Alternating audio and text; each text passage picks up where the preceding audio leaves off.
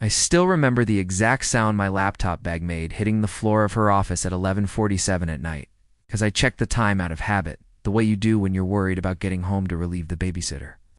I remember it because 2 minutes later, the CEO of the company I worked at support for turned her monitor toward me and asked me a question no employee should ever have to answer honestly to their boss's boss's boss. Do you think I'm pretty? I didn't say anything for a second. I just stood there holding a screwdriver, looking at a woman worth more money than I'll make in my life, waiting for her to laugh and tell me it was a joke. She didn't laugh. I want to back up, because none of this makes sense unless you know how I got there. My name's Marcus. I'm 34. I've got a 7-year-old daughter named Riley, and I've been raising her on my own for the last 3 years. Her mom, my wife Dana, passed away from an aneurysm out of nowhere. One day, she had a headache. The next day, she was gone.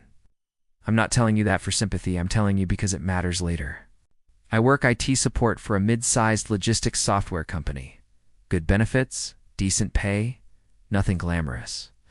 I fix laptops, reset passwords, deal with people who think restarting their computer is a personal insult. I've been there for years. In 4 years, I had never once spoken to the CEO, Elaine Voss. I'd seen her in the elevator maybe twice. She has that look, expensive but simple, the kind of person who doesn't need to try. That night, I got pulled off a ticket queue because apparently her laptop was having issues after hours and I had needed someone to go up to the executive floor. My manager texted me directly, which never happens. I remember thinking of all the nights, because I'd promised Riley I'd be home for her bedtime story, and I was already going to miss it. I got up there a little annoyed. Honestly, tired. I'd worked a 9-hour shift already, and had a second job waiting tables 3 nights a week just to keep us stable since Dana passed. Her salary wasn't huge, but losing it changed everything about our budget. Her office door was open. She was sitting behind this huge glass desk, laptop open and on the screen. Instead of some default wallpaper or a photo of a vacation house, was a picture of a rundown apartment complex. Not artsy, not filtered. Just a plain, tired-looking building with peeling paint and a chain-link fence. I recognized it. Riley's daycare was 2 blocks from that complex. I'd driven past it probably 500 times. I must have been staring longer than I realized, because that's when she asked me if I thought she was pretty. I laughed a little awkward and said something like, "I'm sorry." She didn't repeat the question, just looked at me for a second like she was deciding whether to trust me, then said, "Never mind." The laptop's freezing when I open the second monitor. I fixed it in about 10 minutes. Driver conflict, nothing serious. The whole time neither of us said much, which honestly was a relief. When I introduced myself before leaving, just basic professionalism, "I'm Marcus," from it, she cut me off. "I know who you are, Marcus." I laughed again, thinking maybe she'd seen my name on the ticket system. But something about the way she said it didn't sit right, like she already knew before I said it. I went home that night and told myself I was reading too much into it. Riley was already asleep when I got in, and my mother-in-law, who watches her some nights when I'm working late, just gave me a look and said, "Rough one." I said yeah, and left it at that. A few days later, a coworker named Priya, who works the ticket desk, mentioned something in passing that stuck with me. You know, there was no actual ticket for Voss's laptop that night, right? I checked the system out of curiosity. Nothing was logged. Someone manually assigned you. I asked her who could do that. She said only a handful of admin accounts, and Voss's assistant has one. That should have been the end of it. It's a weird glitch, an assistant doing something off script, whatever. But it planted something in me I couldn't shake. A week later, I ran into her again, this time in the break room, which I'd never seen her in before in 4 years. She was getting coffee, which felt almost staged, except it didn't feel staged. It felt like she genuinely didn't know how the machine worked. We talked for maybe 2 minutes. Small talk. Then she asked, out of nowhere, "How's Riley doing in school?" I hadn't told her my daughter's name. I know I hadn't. I don't talk about my personal life at work beyond the basics. I must have looked as unsettled as I felt because she immediately backtracked. Said something like, "Sorry, I read it somewhere, HR paperwork probably," and left the break room fast. I stood there holding my coffee like an idiot, feeling like I'd stepped into something I didn't sign up for. I didn't tell anyone about this for a while. Who would I even tell? Hey, the CEO knows my daughter's name, and I don't know why sounds insane out loud. The truth came out slowly, and not from her. Her assistant, a guy named Dennis who's worked for her almost a decade, ended up in my cubicle one afternoon fixing a printer issue of his own, and we got to talking. I don't know why he told me what he told me. Maybe he needed to tell someone too. He said Elaine grew up in foster care, bounced around homes most of her childhood. The photo on her screen wasn't some symbolic before the fame thing. It was the apartment complex she aged out of the system in. The last placement she had before she turned 18 with nothing. No family to go back to, nothing but a trash bag of clothes and whatever she could carry. He said the photo was taken by her caseworker the week she left, because the caseworker felt bad that nobody else would ever take a picture of that chapter of her life ending. That's when the question made sense to me. She wasn't asking if she was pretty. She was asking if that girl in that photo, poor, alone, aged out with nothing, was ever worth looking at twice by anybody. I sat with that for a long time. Then I remembered something that made my stomach turn over. Dana, my late wife, worked as a caseworker's aide for about a year before I met her, back when she was finishing her social work degree. She worked in that same part of the city, same year, roughly, that Elaine would have aged out. I'm not saying they knew each other. I have no proof of that, and I never asked Elaine directly because it felt like too much, too personal, not my story to dig into. But the overlap sat heavy on me. Two women who never met me at the same time, in the same broken system, in the same slice of the city, years before either of them knew my name. I didn't have long to sit with that feeling, because things at work started getting complicated fast. People noticed I was getting pulled into meetings I had no business being in. Nothing official, nothing on a calendar, just Elaine occasionally asking Dennis to loop me in on small tech decisions for department tools. It wasn't much, but people talk. My manager pulled me aside one afternoon, closed the door, which he never does. People are saying things, Marcus, about you and Voss. I told him straight up nothing was happening, and he believed me, I think. But he still said, doesn't matter what's true. Matters what it looks like. Keep some distance. For your own good. That hit me hard, because I needed this job. 3 jobs total at that point.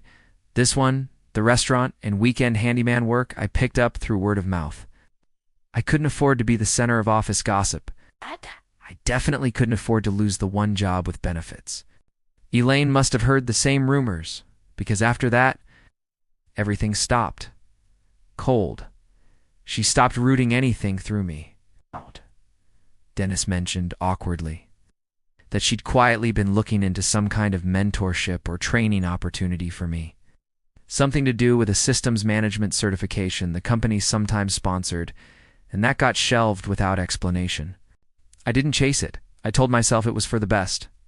But I won't lie, it stung more than I expected. Not because I wanted anything from her specifically, but because for a brief minute, I'd felt like maybe something good was happening in my career for once. And then it just quietly disappeared, the way good things sometimes do when people panic. Around that same time, life decided to kick me while I was down, the way it does. Riley's school sent home a letter saying budget cuts were eliminating the after-school art program. It wasn't just a hobby for her. She'd been drawing since she was 3, obsessively, the kind of kid who fills notebook after notebook. That program was the one place she got real instruction, actual guidance from a teacher who saw what I saw in her. I remember sitting at our kitchen table reading that letter twice, then a third time, like it would say something different. Riley was in the other room. I didn't tell her right away. I didn't know how. I was already stretched about as thin as a person can be stretched. 3 jobs, a 7-year-old, no partner to split any of it with, and now the one thing that gave her joy outside of me was getting taken away because some school district needed to shave a few $1,000s off a budget line. I remember sitting on the edge of my bed that night after she was asleep, just staring at nothing, feeling like no matter how hard I worked, it was never going to be enough. It's not enough money, not enough time, not enough of me to go around. I didn't reach out to Elaine. I want to be clear about that. I never once thought to ask my company's CEO for help with my daughter's school program. That would have felt insane, and honestly, a little pathetic to me at the time. What actually happened was smaller and stranger than that. The company did this small local initiative, sponsoring nearby schools, funding supply drives. Stuff for PR mostly, I assume, though I don't say that to be cynical. A report crossed Elaine's desk listing schools in the sponsorship pipeline. Riley's school was on it, Flagged for a potential small grant review because of the recent budget cuts making local news. Dennis told me later she stopped on that name specifically. Not because she was looking for it, because she remembered it from one 2-minute conversation in a break room weeks earlier. She didn't call me into her office. She didn't make some big gesture. She sent me a message through the internal system, plain and simple. Heard about the program cuts at Riley's school. What does she actually need? Not what would make the company look good donating. What does your daughter actually need? I sat there reading that message probably 5 times. I wrote back honestly. I told her the program needed about $4,000 to keep a part-time art teacher for the semester. And that beyond that, what Riley really needed was just somebody who noticed her, the way her mom used to. Lane didn't promise anything. She just said she'd look into what the sponsorship budget could actually do, properly, through the right channels, not as a favor to me personally. 3 weeks later, the program got funded through the company's official community grant, alongside 2 other schools. Nothing with my name attached, nothing that singled Riley out. It's just a normal, boring, bureaucratic reinstatement of a program that should never have been cut in the first place. Riley found out from her teacher before I even had a chance to tell her. She came home so excited, talking a mile a minute about getting her sketchbooks back out, and I just sat there at the table watching her, feeling something I hadn't let myself feel in a long time. I saw Elaine one more time after that in the hallway, both of us just nodding at each other the way coworkers do. Neither of us brought up the photo, or the questions she asked me that first night, or any of it. I don't think we ever will. I still don't fully understand what that night was about, if I'm honest. I don't know if she was testing something in herself, or if seeing me, a stranger, a single dad with a dead wife, and a stack of jobs, reminded her of something she needed reminded of. I don't know if my late wife ever crossed paths with her all those years ago. I'll probably never know that for sure. What I do know is that a woman who had every reason in the world to stop believing anybody would ever really see her, decided to actually see somebody else's kid instead, quietly, without needing credit for it. I think about that a lot, not in a romantic way, not in some grand life lesson way either. Just in the way you think about the people who show up for you sideways, from angles you never expected without asking for anything back. I still work 3 jobs. Riley still draws obsessively. Life didn't get easier exactly, but some nights I think about that screensaver, that rundown apartment complex.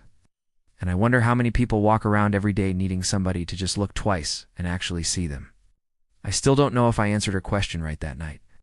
I never really answered it at all. Would you have said something different if you were me? I'm still not totally sure what the right thing to say would have been,